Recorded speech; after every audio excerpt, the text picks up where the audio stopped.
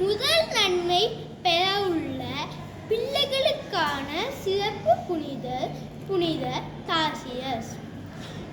இவர் இயேசுவுக்காக உயிரை கொடுத்த சிறுவன். இவரது விழா ஆகஸ்ட் 15 கொண்டாடப்படுகின்றது. இவர் 3ஆம் நூற்றாண்டில் வாழ்ந்த புனிதர் ஆவார். ரோமைய பேரரசு தடை விதித்த வேளையில்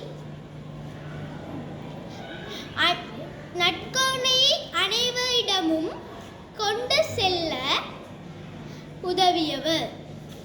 நற்கருணையை பாதுகாக்க துணிச்சலுடன் சிறு வயதிலே தமது உயிரை கொடுத்தவர் புனிதர் தாசியஸ். நாமும் இப்புனிதரை போல வாழ அழைக்கப்படுகின்றோம்.